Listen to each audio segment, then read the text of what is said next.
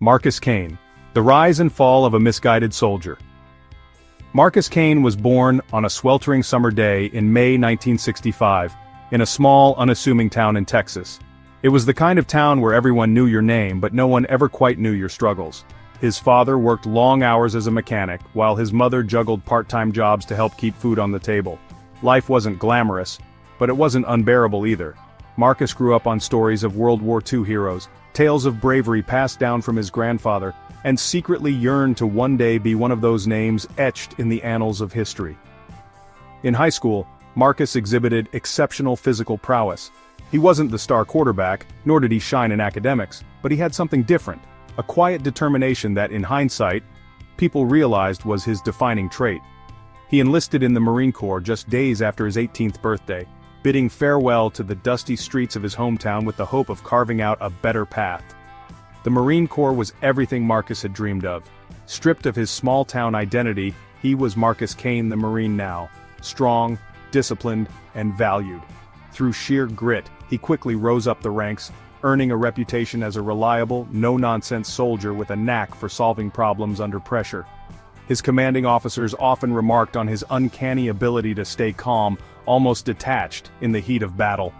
It was this razor-sharp focus that earned him the nickname the Iceman among his peers. But military life wasn't without its toll. By the time Marcus had completed his third tour of duty, he had seen and endured more than he'd ever care to admit. The horrors of war etched themselves deep into his soul, leaving scars invisible to the eye but painfully present in his mind. Nights were restless, plagued by memories of fallen comrades and the weight of decisions no young man should have to make.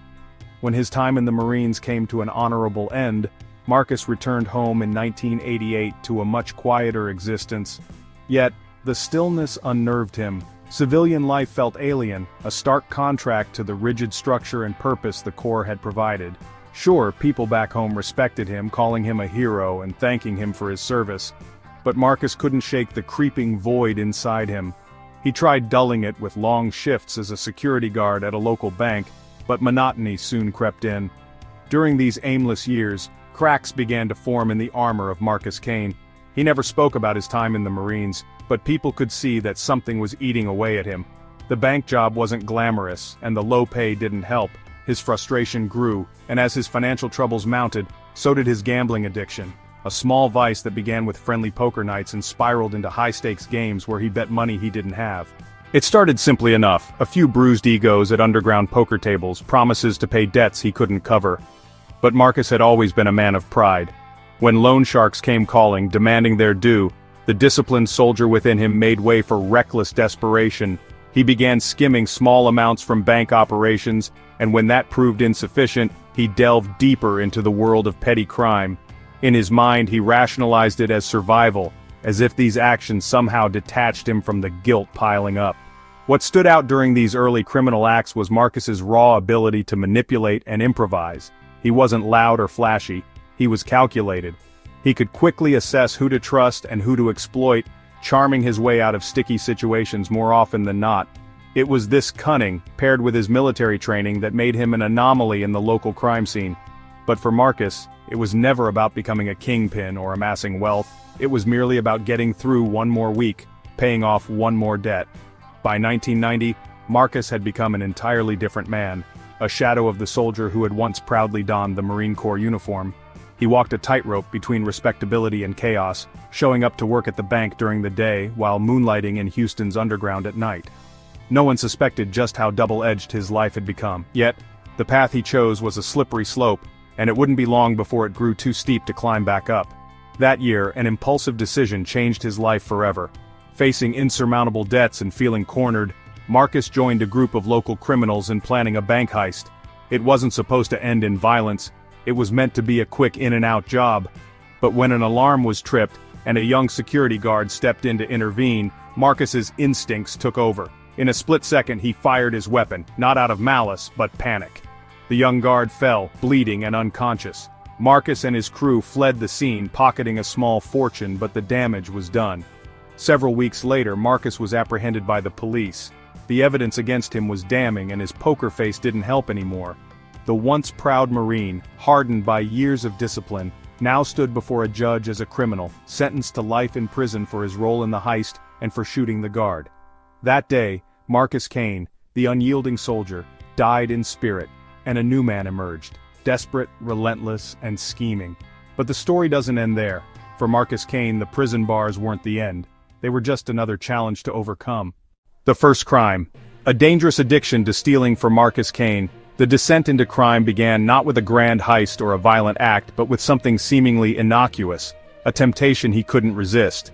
Stealing wasn't about greed for Marcus. It was something deeper, something darker. At first it was just small items taken out of curiosity or to feel a sense of control, but what started as a fleeting thrill quickly evolved into a compulsive need. For the first time since leaving the Marine Corps, Marcus felt something, an adrenaline rush that made his otherwise dull and monotonous days seem alive again. It began during his long shifts as a security guard at the local bank. He'd watch stacks of cash roll in and out of vaults every day, surrounded by the promise of wealth, yet he could barely afford his rent. The unfairness of it gnawed at him. Marcus rationalized that taking a few untraceable bills here and there wasn't really stealing, it was rectifying life's inequities. After all, hadn't he sacrificed everything for his country? Didn't he deserve a little more than the hand life had dealt him? Those thoughts festered in his mind, fueled by nights of crushing debt after losing hand after hand of poker. His first theft was petty, almost laughable, a candy bar from a convenience store. It wasn't about needing it, it was about the sheer thrill of not paying for it. When no one stopped him, Marcus felt invincible. From there, the stakes grew. Wallets lifted from unsuspecting bar patrons, a bottle of whiskey slipped into his coat at the liquor store. He began to enjoy the challenge, the idea of taking what he wanted and walking away unnoticed. It was a game, and Marcus was getting better at it by the day. But small-time stealing couldn't solve his growing problems. His gambling addiction had spiraled out of control, and by 1990 Marcus owed money to the kinds of men who didn't issue polite reminders. As the intimidation escalated, threats of broken bones and even death, it became clear that Marcus was out of time. The calm, detached demeanor he had once prided himself on as a Marine was now stretched to its breaking point. That's when he made the decision that would change the course of his life forever. One humid summer evening, Marcus found himself at a half-empty bar in Houston, nursing a cheap bottle of beer and avoiding the eyes of the man sitting across from him. Lenny, a mid-level loan shark with a high opinion of himself and a low tolerance for unpaid debts. Lenny leaned in, chomping on the stub of a cigar, and gave Marcus an ultimatum: pay up in 2 weeks or face the consequences. The words hung in the air, thick with disdain, as Marcus's mind raced for a way out. It was Lenny who first brought up the idea of a bank robbery. Not directly, of course, men like Lenny didn't get their hands dirty, but he planted the seed, suggesting that Marcus had the tools to pull something like that off. At first, Marcus dismissed the idea as absurd. He was no criminal mastermind. But the more he thought about it, the routines of the vault deliveries, the inadequately trained staff, the blind spots in the camera coverage, the more feasible it seemed.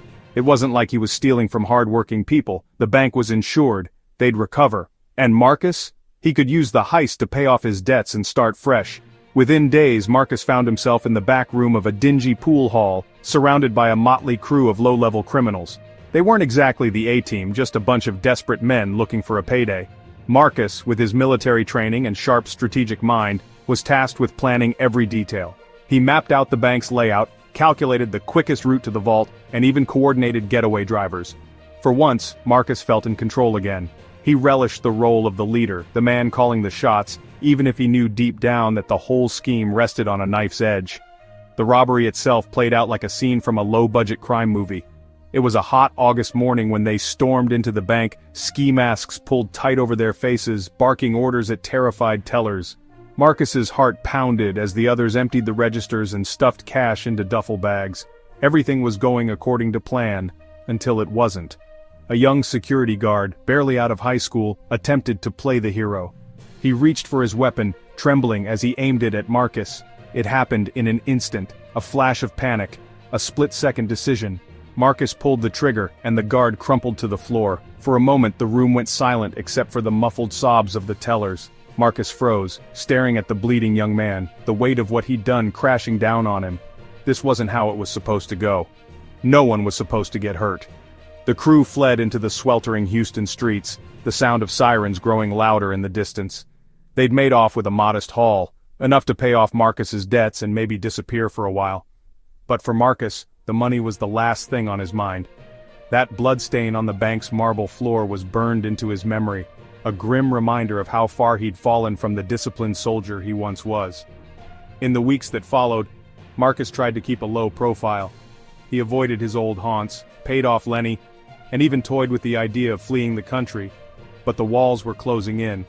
The young guard he'd shot was alive but in critical condition, and the footage from the bank's security cameras left little doubt about who was responsible. It wasn't long before the police came knocking at his door.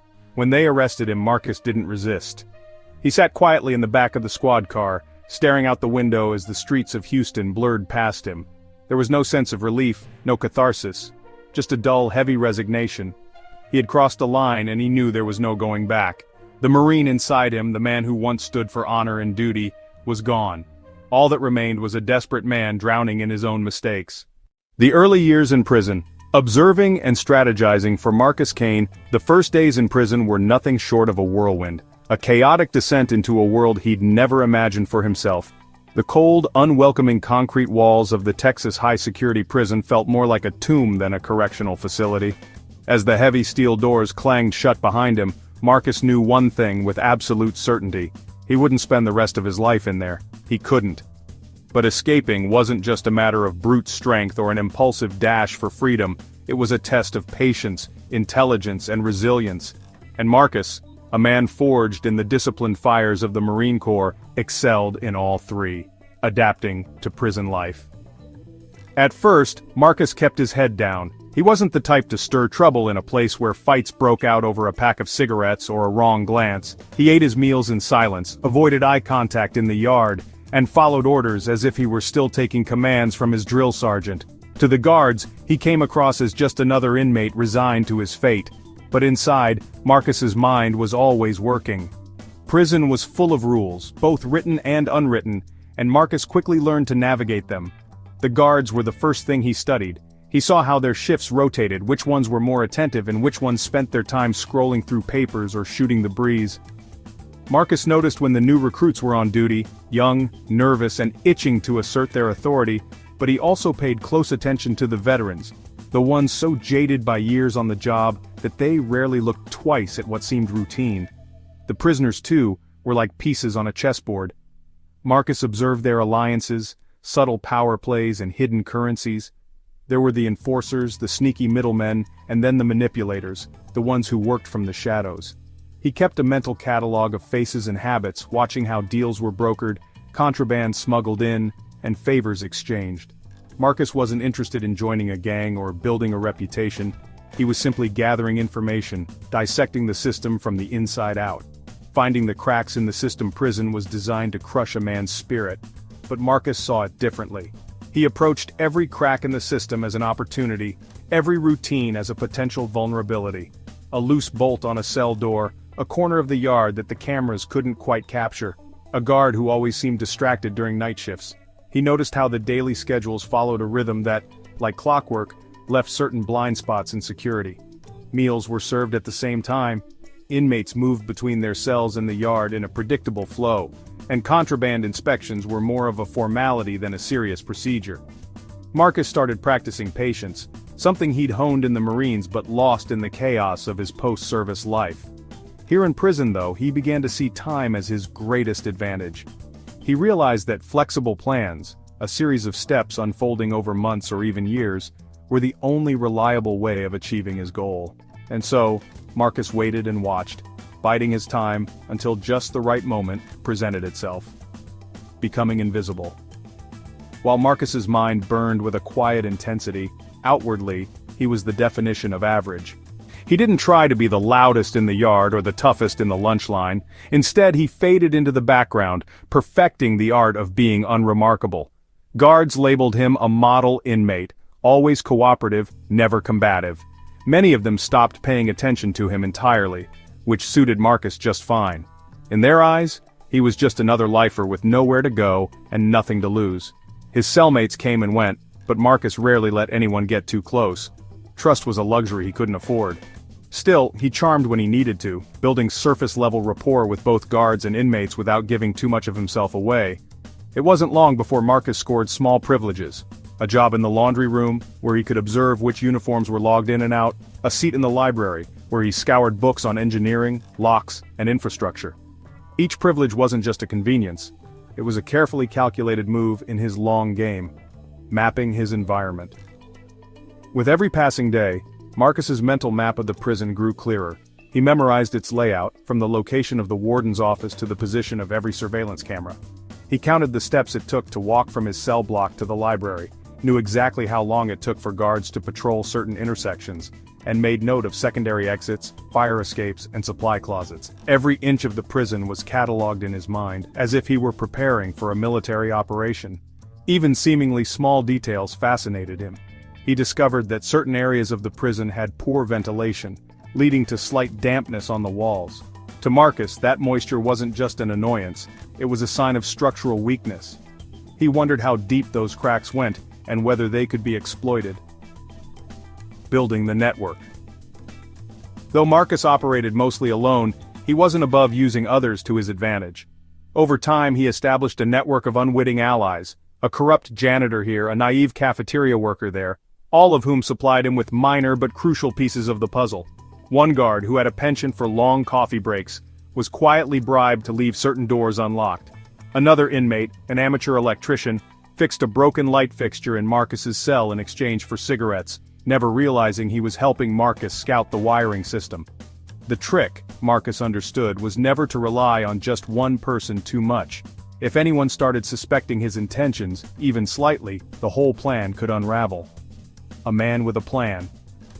By the end of his first year in prison, Marcus Kane had become more than just a man waiting out his sentence. He was a strategist. While other inmates wasted away, focused only on survival, Marcus was plotting. His training as a Marine hadn't just prepared him for battle, it had taught him to think several steps ahead, to plan for contingencies, to use every resource at his disposal. What had begun as idle observations had grown into a full-fledged strategy. Marcus didn't just want to escape, he wanted to do it in a way that humiliated the system that had trapped him. For Marcus Kane, the first years in prison weren't wasted. They were a masterclass in adaptation, patience, and the art of the long game. And soon enough, the cracks he'd been mapping out in the prison system would begin to show. The first escape exploiting complacency. It was late 1993, just a few years into Marcus Kane's incarceration, when his first escape attempt came together. The days in the high-security Texas prison had started blending together. Wake up, chow line, yard time, lights out. The monotony of it all was enough to crush the spirit of most men, but not Marcus. For him, the dull predictability of prison life was like a drumbeat, a rhythm he could dance to if he figured out the right steps. Every routine, every habit of the guards, every seemingly minor oversight was a piece of a larger puzzle, and over time, Marcus began seeing the cracks. His first big opportunity came in the form of a stomach cramp he didn't have. The plan begins. Marcus's acute sense for observation had revealed a small but significant flaw in the prison's sick call routine. Sick inmates needing outside attention were often transferred to the prison's affiliated hospital wing in town. Transportation for these trips was usually handled by an overworked team of officers, many of whom treated it like a chore. They rushed through the process, cut a few corners, and trusted the fact that no one had failed to come back, yet. Marcus, however, saw it differently. This wasn't just a daily routine for the guards, it was an escape hatch, waiting for the right prisoner with a sharp eye and even sharper patience. One chilly December morning during morning roll call, Marcus clutched his stomach and collapsed onto the ground. His act was convincing, and for someone who could keep a poker face standing in front of an angry drill sergeant, this was easy. The guards called it in, and soon, Marcus was loaded onto a van bound for the regional hospital. He'd rehearsed the scenario for months in his head. How to act convincingly sick without raising suspicions, how to study the guards' movements without appearing aware, and how to exploit the complacency of those who didn't think twice about an inmate on medical watch. The moment of opportunity. The hospital wing wasn't heavily guarded, just one officer stationed at the back hallway, and another keeping an eye on Marcus from the waiting area. They were relaxed, scrolling through newspapers, chatting, killing time. Marcus, who had been placed in a small examination room, noted the unlocked back door not far from him. Supplies and patients were frequently moved in and out of that door, but there was no secondary guard posted near it. Perfect. When the duty nurse finally left Marcus alone long enough to fetch some records, he acted. Slipping out of his handcuffs wasn't the problem. He had strategically weakened their grip earlier in the transport van by subtly flexing and twisting his wrists while the guards weren't looking. Now, freed of the cuffs, he slid out of the examination room, his prison-issued scrubs blending in with the general hospital uniform palette. Blending in. Marcus had always been good at reading people, a necessity in both the battlefield and in prison. So when he stepped into a small group of nurses and hospital staff wheeling out medical equipment, he mimicked their body language perfectly, head slightly down, moving fast like someone late for their next task. The guards, stationed at the other end of the hall, didn't even glance his way. Why would they? He wasn't supposed to be a threat, he was just another cog in the wheel of the hospital system, at least that's what they thought. Marcus followed the group outside the loading dock, heart pounding but face calm. There it was. Freedom. The cool winter air hit his face like a slap, and the adrenaline coursing through his veins made time feel like it was slowing down. It was the first time he'd felt alive in years. Victory was just a few feet away, but it wasn't over yet. The chase begins. Once he reached the other side of the hospital's parking lot, Marcus slipped away from the group and bolted. Gone was the careful calmness. Now it was about speed, instinct, and staying one step ahead. He ran into the first shadowy alley he could find, quickly peeling off the prison-issue scrub top and stuffing it into a dumpster. Beneath it, he wore a simple undershirt, now blending into the city like another unremarkable face. What Marcus didn't anticipate, however, was how quickly the guards in the hospital had realized their mistake. By the time he'd made his way downtown, patrol cars were already roaming the streets, and a statewide manhunt was starting to take form. A man who had been a soldier and a leader his entire adult life wasn't about to panic, though. Marcus ducked into a thrift store, picked out an oversized jacket, and paid with change he'd stolen from the hospital's break room. When he stepped out a few minutes later, he looked nothing like the man who'd been hauled into lockup just a few years earlier. The downfall.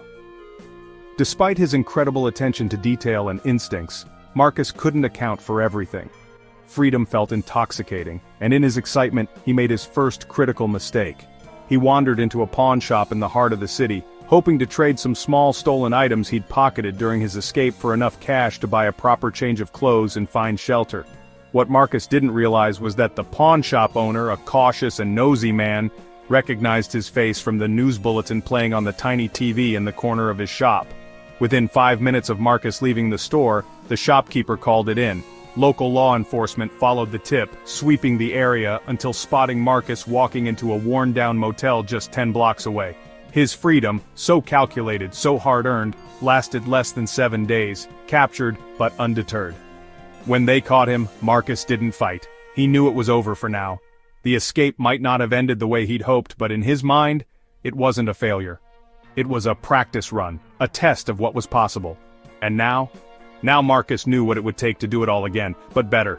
The officers who rearrested him thought they'd broken Marcus Kane, returning him to the confines of the familiar steel bars and narrow cell walls. But deep down, they couldn't have been more wrong. For Marcus, the first escape wasn't the end of the road. It was just the beginning. Transferred to a higher security prison. The clang of metal gates, the sharp orders of guards barking at the prisoners, and the overwhelming sense of cold sterility, it all should have felt familiar to Marcus Kane. After all, he'd spent years behind bars in Texas, adapting, observing, and carefully planning his escape. But this time, it was different. This was no ordinary facility, and his transfer to a high-security prison in New Orleans felt less like a step back, and more like being thrown into a whole new battlefield. The escape attempt in Texas had rattled more than just the prison facility he left. It had triggered a ripple effect, sending a shockwave through the corrections system. Marcus Kane, a man quietly earning a reputation for strategic brilliance and uncanny resourcefulness, was no longer viewed as just another inmate. In the eyes of the state of Texas, and now Louisiana, he was a risk, the kind of prisoner you didn't just lock up. You fortified the entire castle to make sure he could never dream of breaching its walls again. Marcus knew the truth. The system didn't fear men like him because of violence or chaos. They feared him because he could think, and that made him their worst nightmare. The journey to Louisiana. The transfer itself felt like a punishment designed to remind Marcus of his failure. Shackled hand and foot, squeezed into a cramped private transport with 2 armed officers and a driver, Marcus barely spoke. He stared out the murky windows of the van as the miles ticked by. The Gulf Coast blurred into a haze of pine trees, open highways, and endless skies, but Kane barely registered the scenery. He was already thinking, calculating the next set of moves. The guards watched him like hawks, distrust written all over their faces. Word had spread about the Marine-turned-escape artist. One officer leaned back during the drive and muttered, just loud enough for Marcus to hear, "You're not getting out of this one, Kane. They've got you where you belong now." Marcus didn't reply, but inside his muscles tensed at the challenge. If there was one thing his time in the military taught him, it was that no fortress was impenetrable. Not if you studied it hard enough. Stepping into a new hell. The Louisiana high-security prison was a world apart from what Marcus knew. Built in the 1980s amidst national prison reforms, it was designed to be escape-proof. It wasn't merely about the thick walls and reinforced cell doors. Everything about the layout screamed control. Tiny windows designed to let in just enough light without ever allowing a clear view of the horizon, razor-sharp fences that stretched 2 stories high around every yard, and a surveillance system that operated with an almost military-grade level of precision. No blind spots, no shortcuts. When Marcus stepped off the transport van, the difference was palpable. The heat was oppressive, sticking to his skin like a second layer. The air smelled different too, a mix of burning garbage wafting in from the distant swamps and the sterile scent of bleach that never quite masked the stench of overcrowded cells. "Welcome to your new home," one of the guards sneered, as he shoved Marcus forward toward processing. "You'll die here, just like everybody else." The intake procedure was designed to strip away every ounce of individuality. Fingerprints, photographs, a new inmate number. They logged every possession, down to the dirt under Marcus's fingernails. Gone was the unremarkable routine of his old Texas prison. Here, every element of the system exuded cold efficiency. Facing the big boys of high security inside, Marcus quickly realized this wasn't just a place to house troublemakers. It was a living, breathing ecosystem of predators and prey. The Louisiana prison housed some of the most dangerous men he'd ever laid eyes on. Organized crime bosses, convicted murderers, and lifelong offenders who had turned violence into an art form. It wasn't long before some of these individuals began sizing Marcus up, their predatory intellects scanning him for weakness. But if there was one thing Marcus learned in the Marines, it was never to show fear. He moved through the communal areas with a quiet confidence, making just enough eye contact to show he wasn't an easy target, without challenging anyone outright. Most of all, he stayed silent. He'd been in enough war zones, and enough prison yards, to know that talking too much could get a man killed. "Marine, huh?" One stocky inmate grunted at him during their first shared meal. The man, his head shaved bald and tattoos covering half his neck, squinted at Marcus as though trying to read him. "Bet you think you're gonna run out of here too." Marcus just offered a small, wolfish smile. "You'll find out soon enough." Adapting to the new fortress, Marcus spent his first year in the Louisiana prison surrounded by relentless surveillance, intimidating guards, and inmates who'd kill a man over a carton of cigarettes. But he thrived in chaos. Where most men broke under the pressure, Marcus saw potential. The bigger the mess, the more cracks he could find in the foundation. Unlike the Texas prison, the Louisiana facility came with a new challenge: advanced technology. Cameras blanketed every angle of the compound, recording 24/7. Guards tested locking mechanisms multiple times a day, and shift rotations felt almost random. There were no predictable routines Marcus could exploit. Yet. What made the prison unique, however, was also what made it vulnerable. Marcus began studying how technology could be a double-edged sword. Even the most sophisticated systems could fail, and those were opportunities he could pounce on. He kept his head low, never drawing attention to himself, while secretly cataloging every detail. The placement of guard towers, which officers could be bribed, areas where patrols consistently overlapped. He started piecing together the rhythms what others considered unbreakable. A war in his mind. What set Marcus apart from most inmates wasn't just his discipline, it was his sheer willpower. He refused to let complacency take root. Sure, every door was reinforced steel, the walls were lined with unscalable barriers, but Marcus didn't see obstacles. He saw challenges he would overcome in time. The guards thought they'd broken him by transferring him.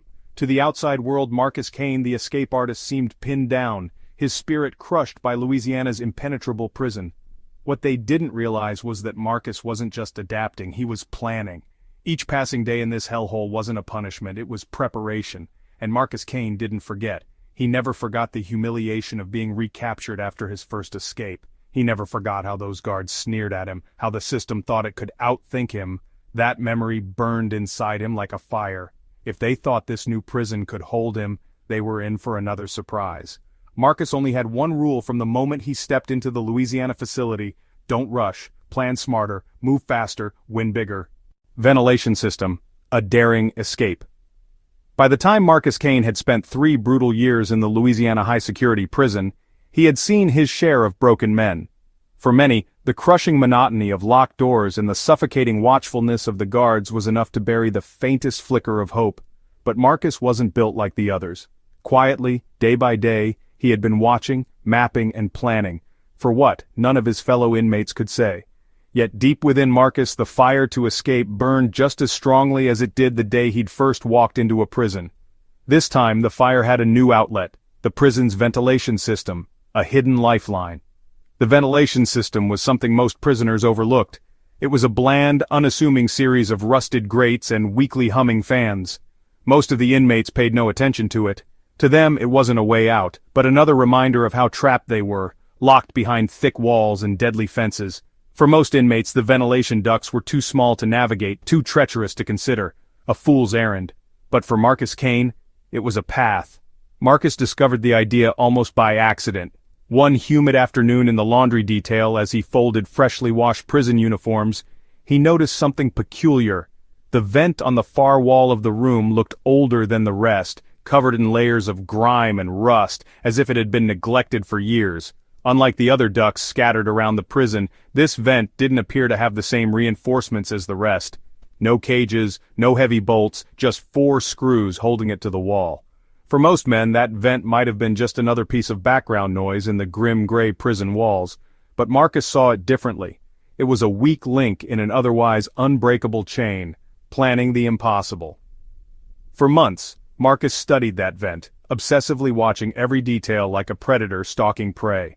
He noticed something critical early on. The laundry room, unlike most areas in the prison, wasn't consistently monitored. The security cameras placed high in the corners were angled to cover the equipment, but the vent itself was just out of view. And the guards? They barely bothered to patrol thoroughly during shifts. It was hot, grimy work in the laundry, and no one wanted to linger there longer than they had to. Marcus's military mind quickly went to work. He began to piece together a plan. Not just how to get into the vent, but how to disappear completely once he got out. The high-security prison in Louisiana was surrounded by dense swampy bayou lands. That made it dangerous. But it also presented an opportunity. If Marcus could make it past the fence and into the wild, the marshes would serve as a natural cover against chasing guards or bloodhounds. No one was going into that muck willingly, except Marcus. But first, he needed to get into the ventilation system. Tools of freedom. The hardest part of any escape was preparation. Unlike a movie, Marcus didn't have unlimited resources or secret allies smuggling high-tech gadgets into the prison. Everything he needed, he had to improvise. Over weeks, Marcus quietly began collecting small items he knew would be critical, borrowed, permanently, from an old janitor who worked near the laundry. Rolled into a coil and hidden in the sole of his prison-issued shoe, plucked from a broken fan, pieced together from scraps of fabric to avoid leaving fingerprints or cutting his hands on rusty edges.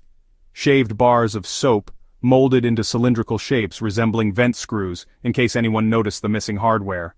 The process was slow and painstaking. He couldn't afford to rush and risk exposing himself. Every movement, every adjustment, every glance at the vent had to be calculated, casual, and lightning fast. Marcus's strategy was clear: prepare everything and wait for the perfect moment. Breaking into the system.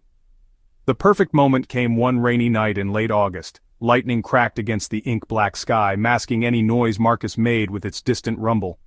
That evening, Marcus pulled strings to secure a solo evening laundry shift, a favor traded using cigarettes. Everyone else was in the mess hall or preparing for bed when Marcus slipped into the laundry room, the screwdriver tucked into his waistband. Kneeling before the vent, Marcus worked in silence, the thunder outside providing cover for the faint metallic screeches of loosening screws. His heart pounded as beads of sweat rolled down his face. One by one, the screws gave way until the vent cover finally pulled free. Marcus paused, taking a breath as he stared into the abyss of the dark, narrow tunnel before him. He hoisted himself inside, twisting his body into the claustrophobic shaft. The walls were slick with grime and the air was stiflingly hot.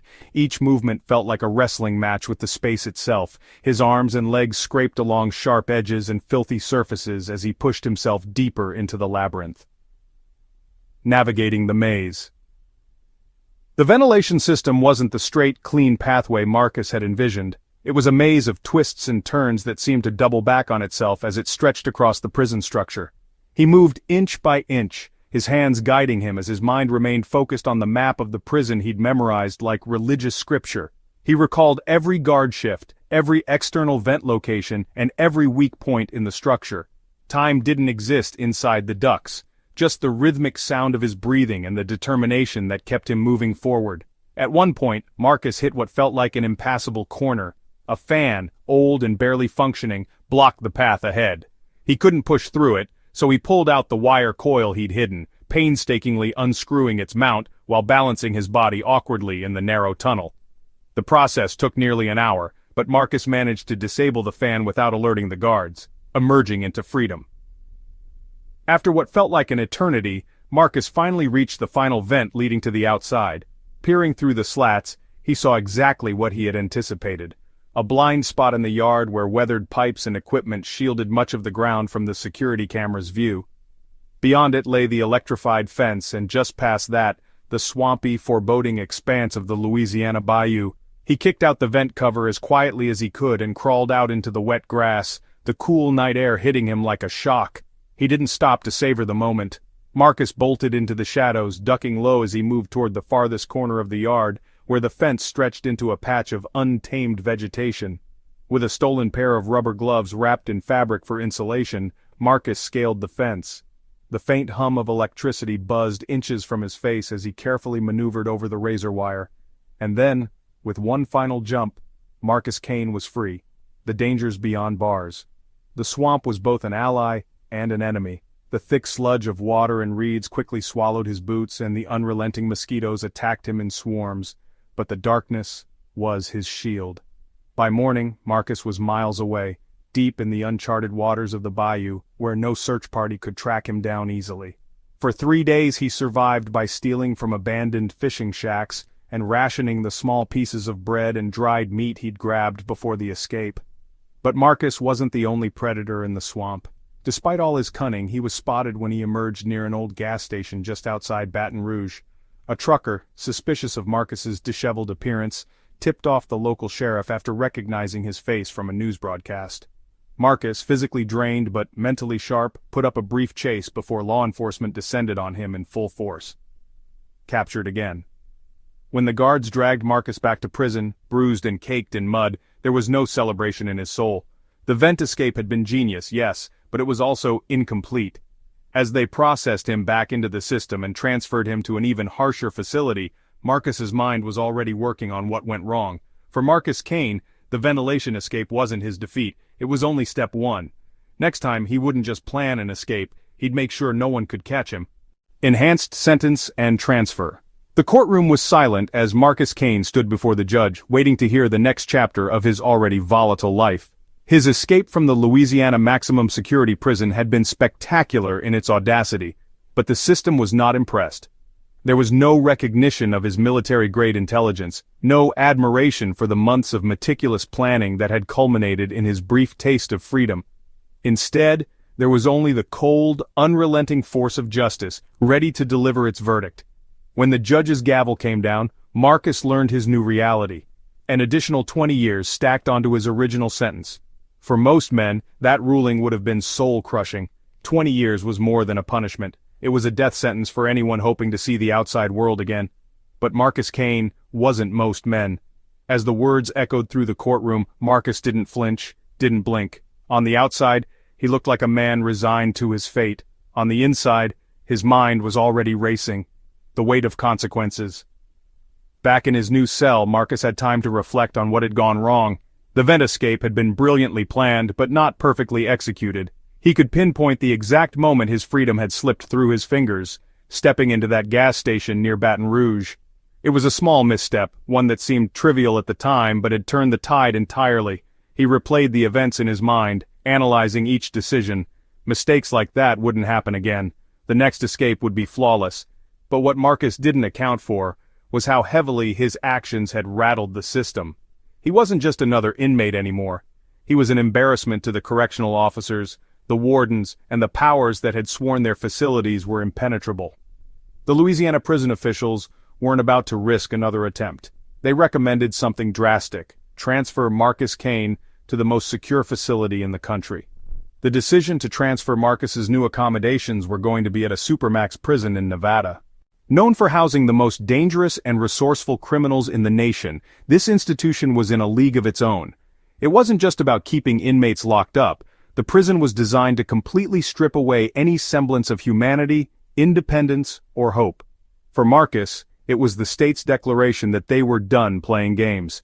His escapes embarrassed them, and they weren't taking any more chances. The announcement of his transfer wasn't exactly subtle. One morning, Marcus was yanked from his cell by two burly guards who didn't bother to explain anything other than, "Pack your shit, you're leaving."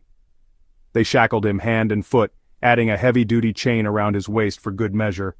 Even his transport van felt different this time. Reinforced steel plated the interior, and 3 officers rode alongside him, armed to the teeth with shotguns. Marcus wasn't naive. These weren't just security measures. They were statements. They were showing him without saying a word that they didn't fear who he was, they feared who he could be.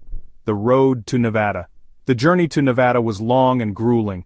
The van traveled through miles of barren highways, the monotony of the landscape broken only by the occasional gas station or twisting mountain pass. The officers were tense, constantly shifting in their seats or glancing back at Marcus as though expecting him to break loose at any second. They'd heard the stories: the Marine who could outthink the system, the man who had crawled through a decrepit ventilation system and nearly disappeared into the Louisiana swamps. They weren't about to let him pull a repeat performance. Marcus sat, silent and still, staring out of the small, mesh-covered window. It wasn't fear that kept him docile. It was calculation. He was taking notes in his mind, filing away every detail about the route, the pacing of the guards, the way the van groaned when it hit a bump in the road. There likely wasn't an immediate opportunity to escape on this trip, but opportunities had to be nurtured. Marcus had learned that lesson many times over. Patience wasn't just a virtue, it was a weapon. One of the guards, perhaps trying to make himself feel superior, finally broke the silence. "You know, Kane," he said, smirking, "you're gonna love Nevada. It's a whole different ballgame there. No cracks to crawl through, no swamp to disappear into." His voice was thick with condescension, but Marcus didn't react. He simply smirked, a cold, calculated smirk, and turned his gaze back to the window. He didn't have to respond. Men like that did all the talking for you. The arrival at the Supermax Nevada's Supermax prison wasn't just a facility, it was a monument to control. The sprawling compound was surrounded by miles of barren desert, with no cover, no trees, and nowhere to run. The facility itself loomed like a fortress of steel and concrete, a testament to human ingenuity dedicated to one purpose: entrapment. When the transport van rolled through the reinforced gates, Marcus felt the shift in atmosphere immediately. This wasn't a place that allowed for error. This was precision incarnate. As he stepped off the van, his chains clinking loudly against the concrete, Marcus was met with the cold gaze of the warden. The man didn't bother with pleasantries. He simply leaned in and said, "Welcome to hell, Kane. I don't care who you were before. In here, you're nobody." Marcus said nothing. But inside, the fire burned hotter than ever. Living in lockdown life in the Nevada Supermax prison was a study in isolation. Most inmates spent 23 hours a day in their cells, with 1 hour reserved for exercise in small, cage-like enclosures. Every movement was monitored, every interaction was limited. The walls seemed to close in on you, suffocating any remaining spark of individuality or freedom. Conversations with other inmates were rare, and even the guards did little more than grunt commands or slide trays of food through the small slot in the cell doors. For many, the overwhelming solitude would have been unbearable. But Marcus thrived in silence. He used every moment of it to think, to plan. Where others saw walls, Marcus saw opportunities waiting to be discovered. He began memorizing the small details: how many steps it took from his cell to the yard, the exact timing of the guards' routines, the subtle hum of the facility's advanced security systems. Most inmates let this place crush their spirits. Marcus let it sharpen his. A reputation reinforced. Unbeknownst to him, Marcus's reputation had followed him to Nevada. To the other inmates, he was almost a myth. a man who had walked out of a high-security prison in Louisiana, crawled through ventilation ducts like something out of a movie, and nearly disappeared forever. They saw him as a legend, but that was dangerous. Legends drew attention, and attention was the last thing Marcus wanted. He stayed quiet, blending in as much as he could in a place where invisibility was almost impossible. But even as he kept his head down, the whispers remained. "That's the Marine," someone murmured in the yard one day. "The one who got out." Marcus couldn't suppress a small smile. They weren't wrong. He did get out, and he would again. The system's biggest mistake. What the system didn't understand about Marcus Kane, even after his transfer to an escape-proof environment, was that men like him couldn't simply be locked away. Every cell door, every reinforced concrete wall, every armed guard stationed in a watchtower, they weren't barriers. They were challenges. They were puzzles, and Marcus Kane loved solving puzzles. As he stared out from his new cell, the fire inside him burned hotter than ever. They'd added 20 years to his sentence. They'd shipped him across the country to this supermax fortress. They thought they'd crushed him, buried him under steel and surveillance. They were wrong. Marcus understood one thing with absolute clarity. No matter how high they built the walls, there was always a way out. And as far as he was concerned, Nevada was just another stepping stone on his path to freedom. Escape. Using the garbage truck. By 2001, Marcus Kane had been in Nevada's supermax prison for 3 long, grueling years. During that time, he had been moved under constant watch, isolated, and stripped of every bit of freedom. The guards monitored him like he was a ticking bomb, and the system tried to grind him down with endless monotony and total control. But Marcus wasn't one to be broken. Every moment he spent in prison was another moment he spent studying, planning, and waiting. If his past escape attempts had taught him anything, it was that no system was flawless and no prison was impenetrable. This time, his escape plan revolved around something as seemingly mundane as the prison's garbage truck, a vehicle that came and went through the facility's gates almost like clockwork.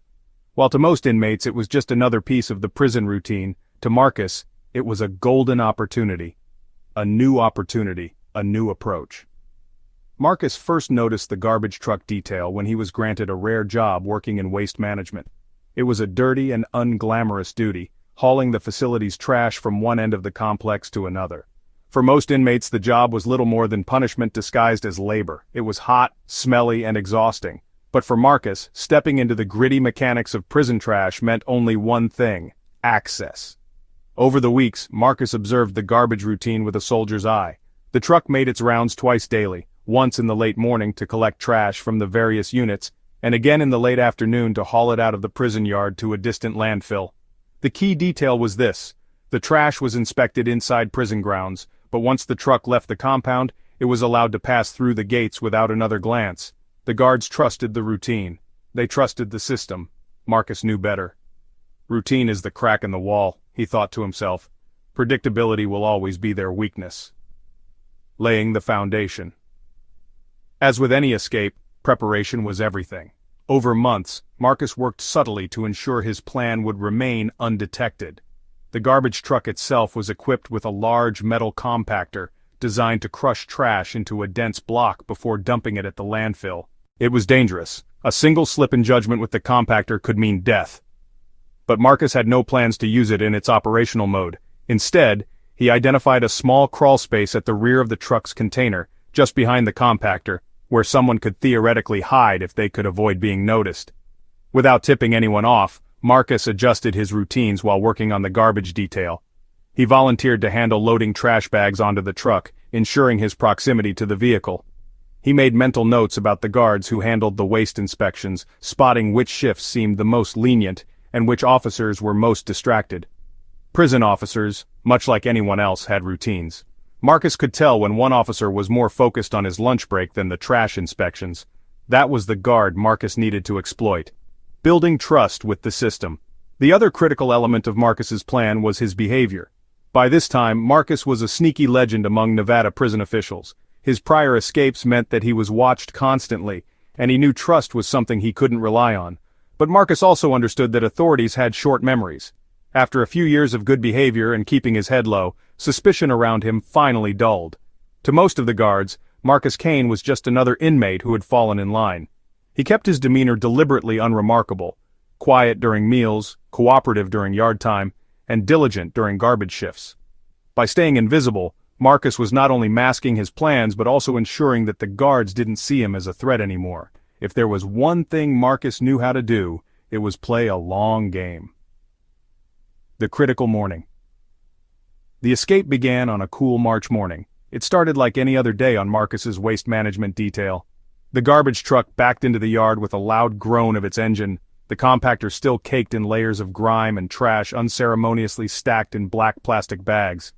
The guards hardly paid any attention, their eyes glancing briefly at clipboards or chatting among themselves. Marcus loaded the truck's container as usual, working quickly and efficiently. But this time, Marcus wasn't there just to work. He lingered at the back of the truck as the compactor hummed softly. With movements so subtle they might have been invisible to all but the sharpest observers, he maneuvered himself into the narrow crawl space behind the compactor. The space was tight, filthy, and reeked of the kind of stench that only prison waste could produce, but Marcus didn't care. Comfort didn't matter, survival did. Once inside the crawl space, Marcus curled his body into position, concealing himself among the crushing mass of garbage bags. He had used weeks of preparation to find a way to keep the compactor from activating fully without raising alarm, disconnecting a minor cable that would prevent the crushing mechanism from functioning properly. It wouldn't be noticed until long after the truck had left the grounds. Beyond the gates. The next moments were the hardest part of the plan. Waiting. As the guards briefly inspected the truck, Marcus felt his heart pounding in his ears. He remained as still as a corpse, holding his breath as the guards checked the trash in the container above him. Their flashlights swept over the area directly above where Marcus hid, but they didn't dig into the corners. After all, it was only trash. Just as Marcus had predicted, routine bred carelessness. The gates of the prison let out a loud mechanical groan as they opened, and the truck began to roll forward. The first hurdle had been cleared. Marcus's heart raced as the truck carried him further and further away from the towering walls of the prison compound. He knew he wasn't free, yet, but the taste of freedom felt closer than it had in years. Navigating the landfill.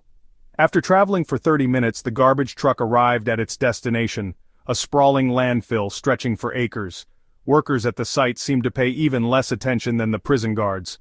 The driver parked the truck, and the compactor doors groaned open slowly. Marcus held his breath as a cascade of garbage bags tumbled out of the truck and into the reeking piles below. Once the driver had moved away to grab a coffee break, Marcus made his move. Emerging from the crawl space, he quickly descended into a pit of trash, ducking low to stay out of sight. The noxious fumes were overwhelming, but they masked his presence well. Covered in filth but alive, Marcus moved carefully through the refuse, sticking close to the shadows. He had planned every step meticulously and even stashed a change of clothes nearby in preparation. Temporary freedom. By the time Marcus reached the edge of the landfill, he was no longer an escaped prisoner. He was just another passerby. Dressed in grimy overalls he'd taken from the landfill workers' locker area, he blended in perfectly. From there, he hitchhiked his way to a nearby town, avoiding major highways and sticking to back roads. Within hours, Marcus Kane had vanished into the fabric of the world. An ordinary man in a sea of strangers. For nearly a month, Marcus managed to stay hidden, living off stolen supplies and sleeping in abandoned buildings. He moved cautiously, never staying in one place for more than a couple of days. But Marcus understood one unfortunate truth. No plan was without flaws. Despite his genius, human error was a constant threat and mistakes would always be waiting to pounce. The capture. His luck ran out near the Mexican border where suspicion tipped off local police. While attempting to steal provisions from an empty gas station, Marcus unknowingly triggered a silent alarm. Law enforcement swarmed the area, and after a brief chase, Marcus was recaptured, dirtied, exhausted, but not defeated. Learning the lesson. As Marcus was dragged back to prison once more, the cycle started again. The guards paraded him through the grounds, jeering at his audacity and mocking his failure. But Marcus didn't see failure. He saw progress. Every escape attempt was a lesson, another piece of the puzzle that would one day lead to true freedom. The garbage truck escape had proved one thing. Routine kills vigilance, and Marcus Kane was a master of exploiting routine. Tricks to outsmart the police. Marcus Kane was no ordinary fugitive. He wasn't just a man running from the law, he was a man running toward freedom, and he was playing a dangerous game of chess against a system that underestimated just how sharp he was. Over the years, Marcus had developed a knack for slipping through the cracks, not with brute force or reckless abandon, but with guile, patience, and an almost theatrical level of cunning. Every time the police thought they had him cornered, Marcus pulled another trick from his seemingly endless bag of deception. Whether it was forged documents, fake identities, or a poker face that could sell lies as truth, Marcus had earned his title as a master of misdirection, the art of disguise. One of Marcus's deadliest weapons was his ability to disappear in plain sight.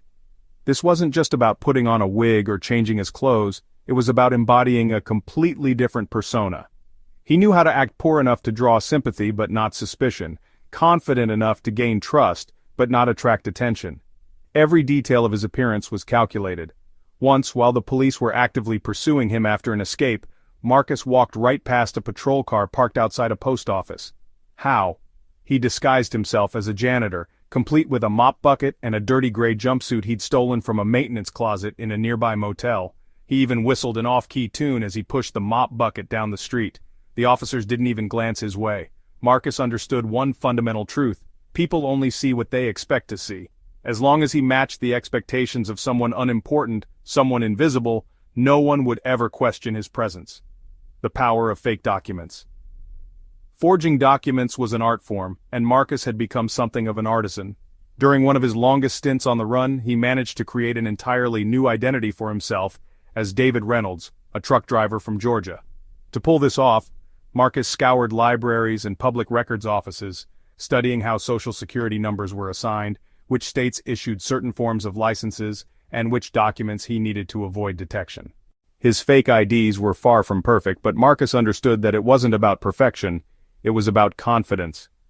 When a police officer pulled him over during a routine traffic stop outside Amarillo, Texas, Marcus handed over a forged driver's license and registration with all the ease of someone who had nothing to hide. The officer glanced at the documents, barely noticing the slightly uneven laminate or the misaligned font. Marcus kept his tone casual, even friendly, throwing in a few jokes about the weather and the coffee at the nearest diner just to keep the officer focused on anything but the paperwork in his hand. "All right, Mr. Reynolds," the officer finally said, handing back the license. "Drive safe." Marcus tipped his imaginary hat, started the engine, and drove off without breaking a sweat. Moments like these proved to him that staying calm under pressure was just as important as the tools he carried. Decoy moves. Marcus wasn't just clever, he was strategic, and sometimes strategy meant leading the police exactly where he wanted them to go. He understood that the average officer was overworked, stressed, and looking for the easiest answer. Marcus used this to his advantage. On more than one occasion he staged an accidental trail of evidence leading the authorities in precisely the wrong direction. During one chase, knowing they were hot on his heels, he ditched his stolen car at a truck stop outside Denver, making sure to leave a prominent clue: an old baseball cap with sweat stains in the front seat. Next to the cap, he left a half-eaten sandwich and a receipt from a gas station in Kansas. It was a masterstroke of distraction. Every item screamed, "I'm headed east." In reality, Marcus was already moving west. He had slipped out of the truck stop minutes before, hitchhiking to a nearby small town where a farmer hauled him across state lines in a pickup truck that didn't even have a working radio.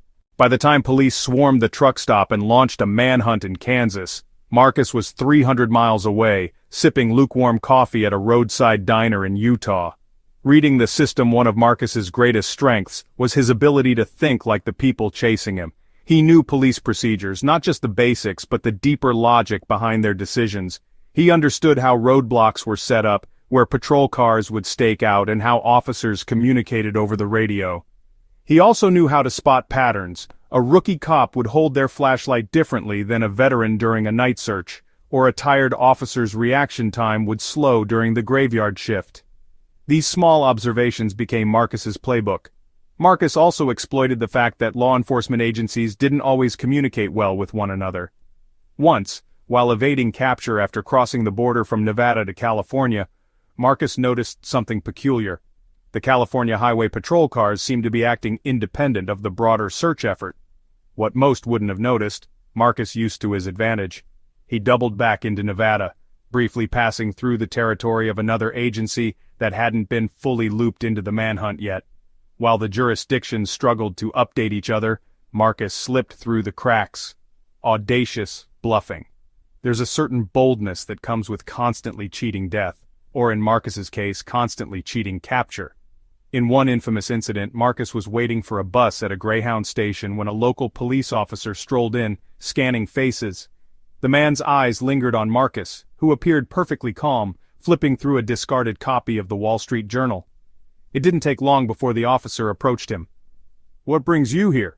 the officer asked, scrutinizing Marcus's face a little too closely. Marcus didn't flinch. "I'm heading up to Portland," he said, casually nodding toward the departures board. "Job interview with a shipping company. They're hiring dispatchers."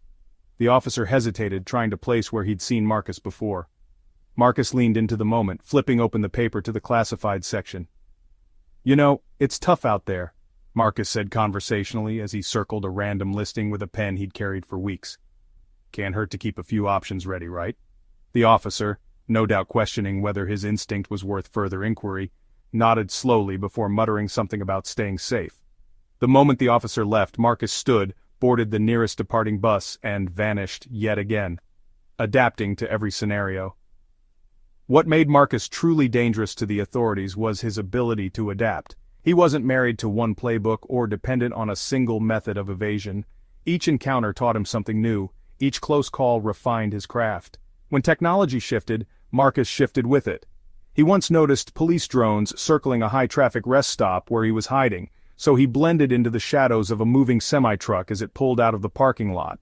Another time, knowing police were monitoring credit card transactions, he bartered with transient workers for cash, avoiding the digital breadcrumb trail entirely.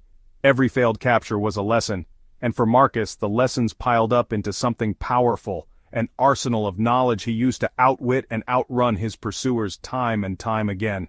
The thin line between genius and foolhardy.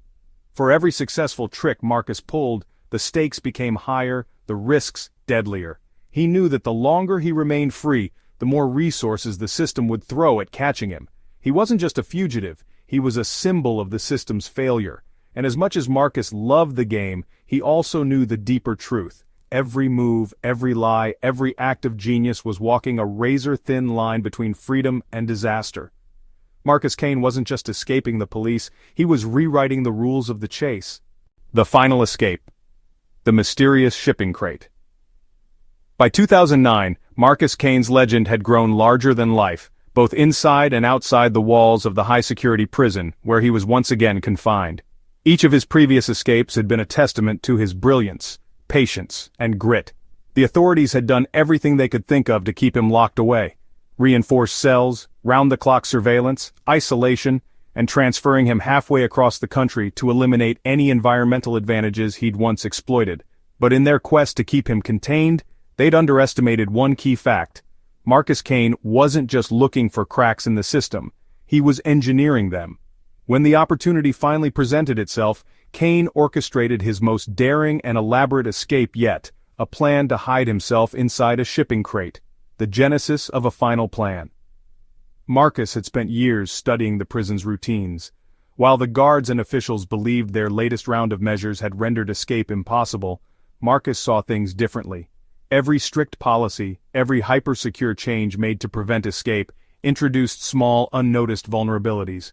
And vulnerabilities were what Marcus hunted for. His chance came when prison labor assignments shifted, and he was transferred to work in the loading dock.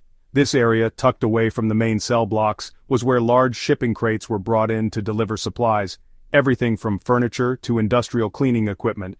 It was also where outbound crates, loaded with materials produced by the inmates in prison workshops, were shipped out in bulk. What struck Marcus almost immediately was the relative lack of heavy security in the loading dock. The guards monitored the workers, sure, but they didn't examine every box or crate that came through the facility with the same scrutiny they applied elsewhere. All this high-tech security, Marcus thought to himself while pushing a dolly loaded with wooden crates, and they're blind to their own blind spots. Building the framework. As with every one of his escapes, Marcus knew this plan couldn't succeed without preparation. He began by studying the loading dock's workflow, paying close attention to how crates were handled, labeled, sealed, and transported. Weekly shipments were sent out from the prison to various facilities across the state, most notably to a warehouse distribution center miles away in desert country. This hub wasn't government property, it was a privately owned facility used to store and redistribute bulk shipments. That detail alone was a goldmine to Marcus. It meant standard prison protocols wouldn't apply beyond the facility gates. Marcus's plan required more than just slipping unnoticed into a crate. He needed to survive the journey, endure the physical toll of being confined for hours or even days, and be ready to move the moment the crate was opened. It wasn't just about getting out, it was about disappearing entirely once he did. Gathering resources. In the months leading up to the escape, Marcus quietly stockpiled supplies. Every piece of contraband, no matter how small, had to be smuggled in with care. A sharpened spoon, a piece of duct tape pilfered from the workshop, plastic bags he discreetly collected from trash bins, all were repurposed into tools to aid his survival inside the crate. Food and water were equally important. Marcus saved bits of rationed food left over from meals, drying bread into crumbs that he could store in small fabric wrappings tied around his waist. For water, he bartered with other inmates, handing over small favors in exchange for tightly capped plastic bottles. Every move was calculated, every item accounted for. Constructing the perfect crate. Marcus's job in the loading dock gave him access to the materials he needed most. Wooden planks, nails, and even leftover insulation from broken-down shipping containers passed through the area regularly. Over time, Marcus created a mock version of the crate he would eventually use to escape, testing its dimensions for confinement, ensuring he'd fit inside comfortably enough to survive the journey without being detected. In the evenings, when he returned to his cell, Marcus would stare at the ceiling and replay the plan step by step in his mind. Like all of his escapes, this one relied on splitting the line between genius and lunacy. "There's no room for error," he whispered to himself in the dark one night. "No backups, no second chances, I have to get it right, all of it, the night of the escape." The escape's timing depended on precision. Military precision.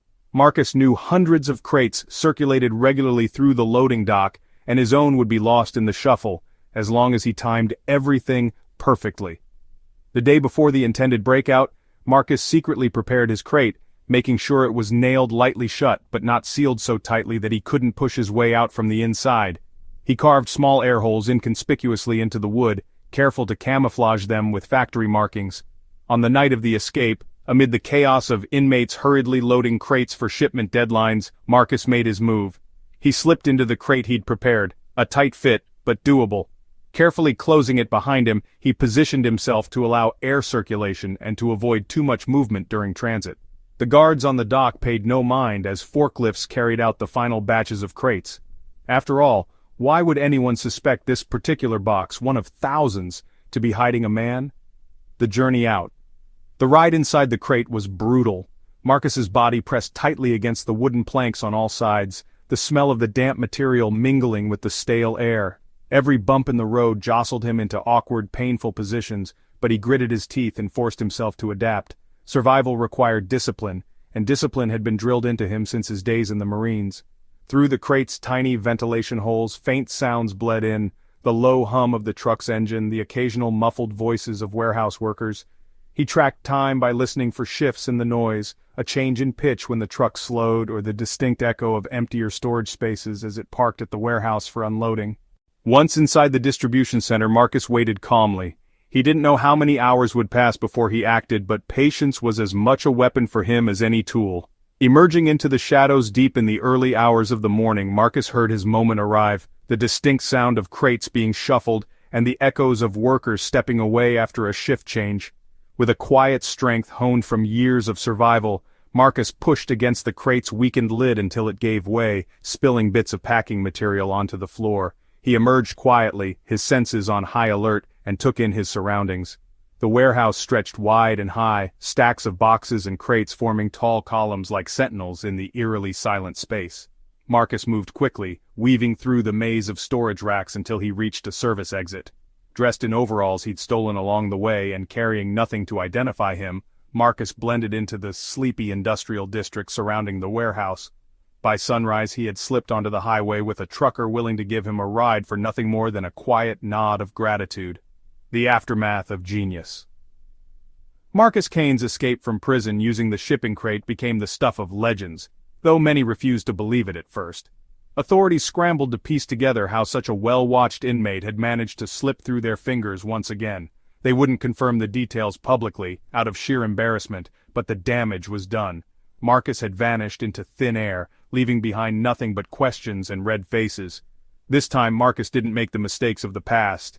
He avoided gas stations, avoided staying in one place too long, and erased his trail with meticulous precision.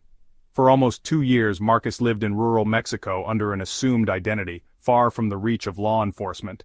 The escape had been perfect, too perfect. But even for a man like Marcus Kane, no victory lasted forever. The day of his capture. Marcus Kane's fall. By 2011, Marcus Kane's name was whispered in hushed tones across the prison system.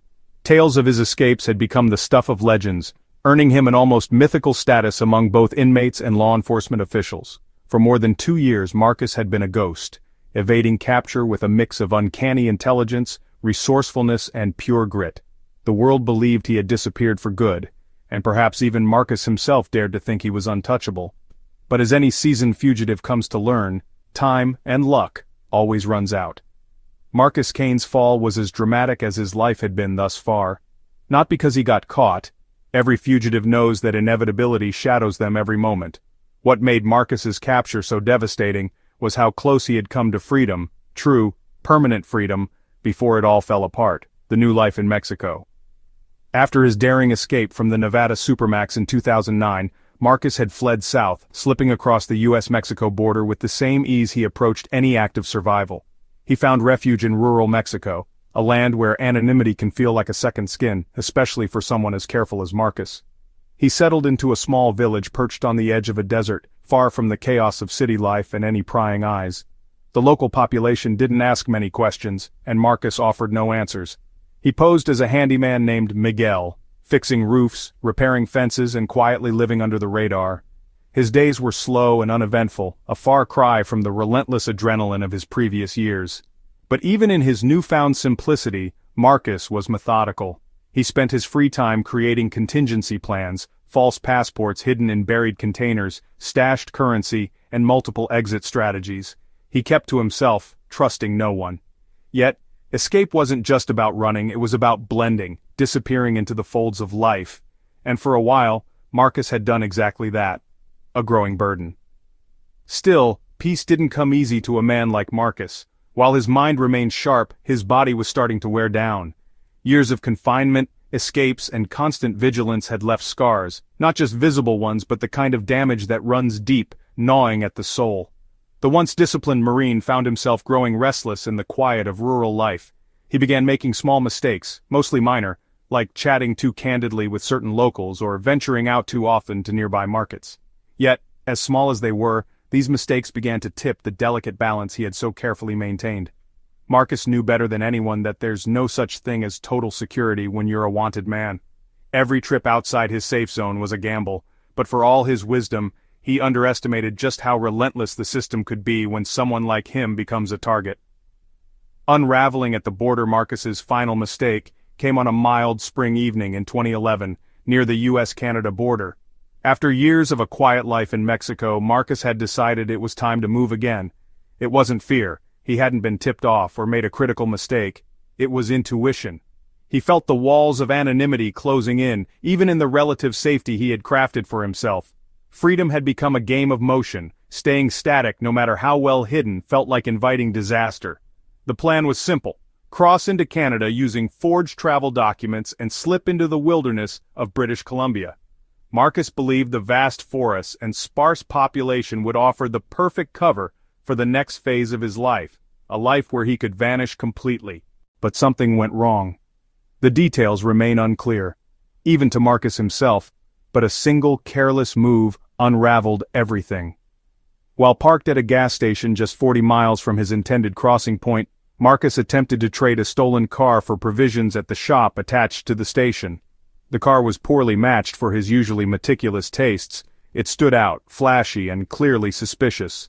What Marcus didn't know was that local law enforcement in the area had been alerted to a stolen vehicle matching its description. A silent alarm in the shop triggered as soon as Marcus stepped inside. By the time he realized the owners were glancing nervously at him, it was too late. 2 squad cars were already arriving outside, lights flashing in the distance. The chase Marcus reacted instinctively. He bolted from the shop, sprinting toward the car he had planned to trade. The officers moved quickly, shouting commands and drawing their weapons. But Marcus didn't falter. He leaped behind the wheel and roared out of the parking lot, the car fishtailing wildly on the loose gravel. What followed was a high-speed chase that could have been torn straight from the script of a Hollywood thriller.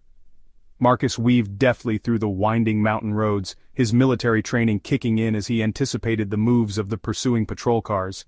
His heart raced, adrenaline pushing him to levels of focus he hadn't felt in years. Yet, deep down, he knew this time it was different. He wasn't the Marcus Kane of 10 years ago. His reflexes weren't as sharp, and his vehicle, while powerful, wasn't as reliable as his carefully planned escapes of the past. As helicopters joined the pursuit, Marcus felt the noose tightening. He pushed the stolen car harder, desperately scanning the terrain for any opportunity to vanish. But luck had abandoned him that day. A patch of loose debris sent his car skidding off the road and into a shallow ditch where the front end crumpled against a large tree. For the first time in decades, Marcus couldn't think his way out. The moment of capture. Bruised and battered, Marcus stumbled from the wreckage, his hands raised as officers encircled him. It was over. For the first time in his life, Marcus Kane, fighter, escape artist, and legend, allowed himself to stop running. He stood there, surrounded by law enforcement, his chest heaving as reality set in. The officers moved in cautiously, as if he might pull one last trick from his sleeve. But Marcus didn't resist. He didn't fight. He simply looked the lead officer in the eyes and uttered 5 simple words with a faint, exhausted smile. "Guess you finally got me." The fall of a legend. Marcus's capture was headline news. After years on the run, his name was splashed across every major outlet, earning its place alongside infamous escapees and notorious fugitives.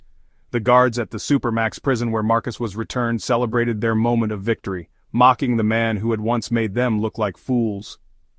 But while Marcus's body was contained, his mind remained sharp. The same cold, calculating brilliance that had driven his many escapes was still burning inside, though weaker than before. For Marcus Kane, there was no grand victory, no poetic close to the story he'd been crafting for decades. His capture marked the end not just of his flight, but of the myth he had built.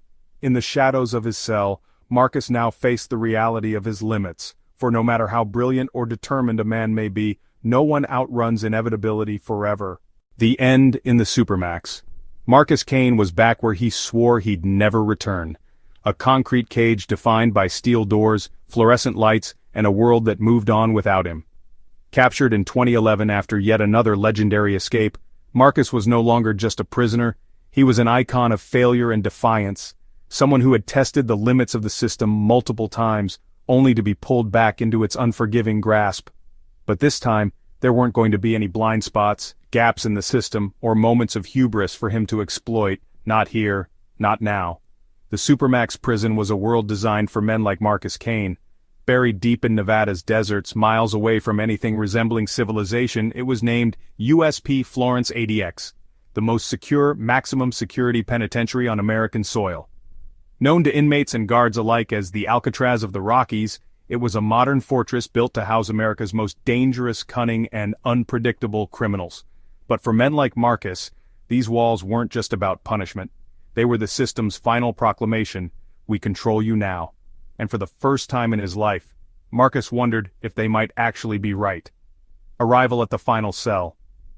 Marcus's return to the system wasn't the triumphant re-entry of a man who had played and won the game of cat and mouse with law enforcement for decades. It was quieter this time, more final. Upon his arrival, the officers made a show of stripping him of everything, his dignity, his clothes, and any notion that the Marcus Kane of legends still existed. They shaved his head, dressed him in the drab, grayish-orange jumpsuit of a Supermax inmate, and shackled him as if he were still planning his next big escape. "I hope you like it here, Kane," one officer sneered while escorting him through the facility's labyrinthine halls. "There's no ventilation ducts to squeeze through this time. Hell, there's barely any air at all." Marcus didn't respond. Gone was the sharp retort that might have accompanied such a remark in his youth. He just watched the world around him with the practiced gaze of someone cataloging every detail. But this wasn't a world you could escape from, even with a mind as sharp as his. The cell was a 6 by 10-foot box of reinforced concrete. A steel door with a slit barely wide enough to pass through a food tray was his only connection to the outside. A narrow window, positioned high on the wall, let in a sliver of sunlight for a few hours a day, but it was so small that even a child couldn't fit through it. For Marcus, who had always viewed walls and barriers as challenges to be conquered, this new reality wasn't one to be beaten. It simply was. Life in lockdown supermax inmates spend 23 hours a day in their cells, with a single hour designated for exercise in a small concrete cage not much larger than the cell itself. There were no communal spaces, no yards filled with inmates trading stories or making deals. Whatever social fabric existed in other prisons didn't exist here. The intention was not to rehabilitate but to isolate, to reduce a man to the bare minimum needed for survival. Each week passed in monotony, meals slid through the slot, brief moments of interaction with faceless guards who wouldn't even look Marcus in the eye, automated showers where the temperature was either freezing or scalding. The silence was deafening, broken only by the muffled echoes of unseen inmates yelling, sometimes at nothing, sometimes at the walls, sometimes just to hear something other than silence. Marcus, however, did not yell, he did not pace. He didn't fight the crushing stillness or slam his fists against the walls like so many others did. Instead, he sat, he stared, he remembered. The weight of reflection. Without maps to study, guards to observe, or weaknesses to exploit, Marcus faced the one thing he had always managed to outrun, himself. There was nothing else to do but think, day after day, year after year. The walls were mirrors, reflecting back a life filled with victories that always ended with defeat, moments of freedom snatched away by mistakes, by pride, by the reality that no matter how clever or resourceful he was just a man trying to outrun a world he could never truly escape. He thought about his family, long since fractured by his choices, his mother's kind smile, his father's stoic pride and disappointment mingled together in silent judgment, faces of fallen Marines he served with, soldiers who had fought alongside him in battles far from home. Sometimes the faces of men who had trusted him in prison would haunt him too, fellow inmates who had followed Marcus's plans into the fire, only to be left behind when things inevitably fell apart. And of course there were the officers, guards, and civilians who had been injured, terrified, or worse, during his escapes. All of them were ghosts now, their voices replaying in the void around him. "Is this what you fought for?" they seemed to whisper. "Is this the freedom you wanted?" The myth begins to fade. At first Marcus was a legend in this new world of isolation.